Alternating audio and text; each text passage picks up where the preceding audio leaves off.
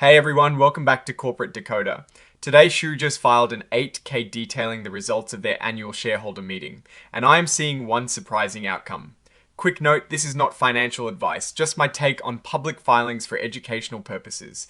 The company tried to change how their board of directors is elected, and it looks like shareholders were not on board with that particular change. So what is going on here? The Charles Schwab Corporation, a giant in the financial world, held its annual meeting of stockholders on May 21, 2026.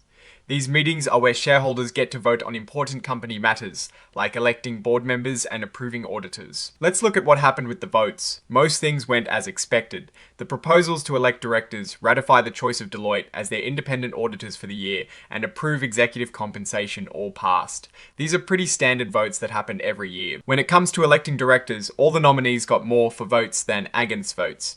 This means the people nominated to lead the company will continue in their roles. For example, Marianne C. Brown received over 1.4 billion votes in favour, Richard A. Worcester also got a strong showing with over 1.42 billion for votes.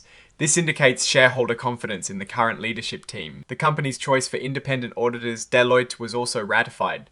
This is important because it means an outside firm will check the company's financial records to make sure everything is accurate and honest. Over 1.4 billion votes were cast to approve Deloitte, showing broad agreement on this crucial step. Shareholders also approved the compensation for the named executive officers, or NEOs. This is an advisory vote, meaning shareholders give their opinion on how much the top executives are paid. A large majority voted in favour, suggesting executives' pay packages are seen as reasonable by the owners of the company. Now here is where things get interesting. The company proposed to change its charter and bylaws to declassify the board of directors.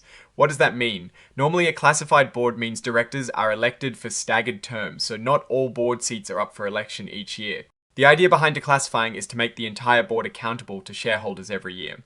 However, this proposal required a supermajority vote, specifically 80% of all outstanding shares of common stock, and this proposal did not pass. While over 1.3 billion shares voted for it, the total votes against abstentions and broken non-votes meant it did not reach the required 80% threshold, with the 4 votes falling short of the necessary 1.4 billion for the 80% to pass. This is a clear signal that a significant portion of shareholders either disagreed with the change or felt it was not presented in a way that warranted such a high bar of approval.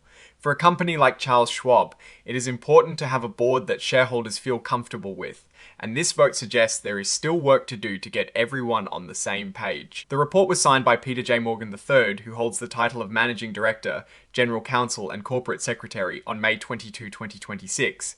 This signature gives an official stamp to the information within the filing. Looking at this filing, the market seemed to be anticipating ordinary business at the meeting, with the stock price showing limited change on the day of the filing.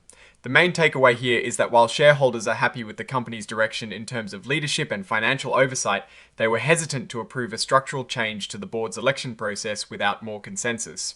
This kind of vote can sometimes indicate shareholders want more transparency and direct control over board composition. It is a reminder that even large, stable companies like Charles Schwab need to carefully consider how proposed changes will be received by their investors. What I'm actually looking for is how the company addresses this shareholder sentiment about board accountability moving forward. Oh, and the research tools I actually use are linked in the description. They help keep this channel going. That is my take. Stay decoded. If this analysis was valuable, hitting that like button really helps. And subscribe for more deep dives. Don't forget to check out the Discord in the description.